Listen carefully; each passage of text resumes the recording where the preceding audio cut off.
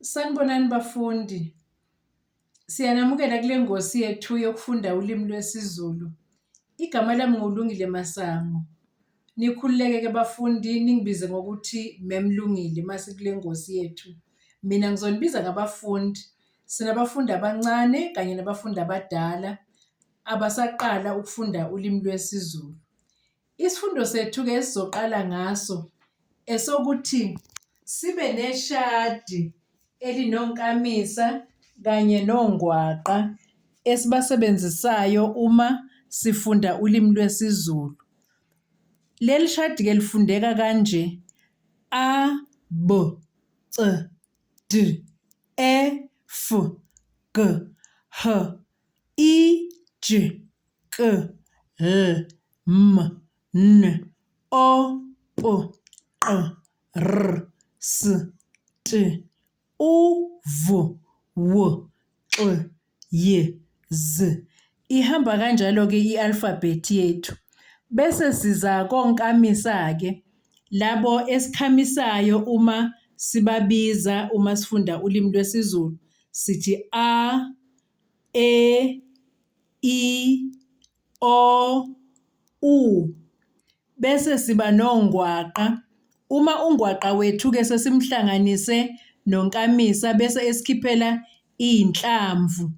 Sithi B, ba, be, bi, bo, bu, c, ca, ce, ci, co, cu, d, da, de, di, do, du, f, fa, fe, fi, fo, fu, g, ga, ge, gi, go, gu, h, ha, he, hi, ho, hu, j, ja, je, ji, jo, ju, k, ka, ke, ki, ko, ku, l, la, le, li,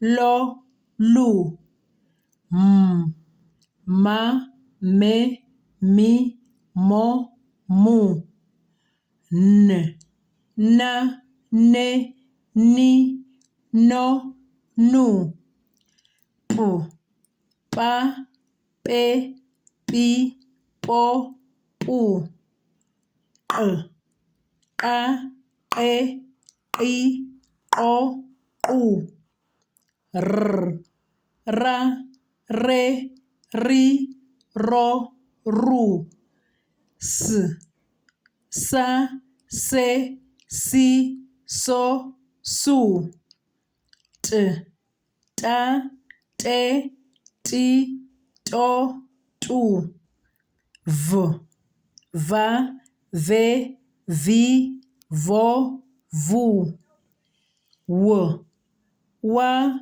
we, wi, wo, wu, x, xa, xe, xi, xo, xu, y, ya, ye, yi, yo, yu, z, za, ze, zi, zo, zu.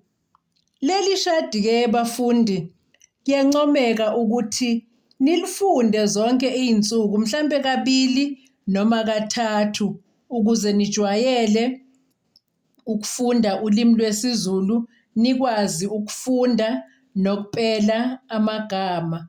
Siyabonga ke bafundi, nisale kahle kwanamhlanje. Sizobonana esifundweni esilandelayo.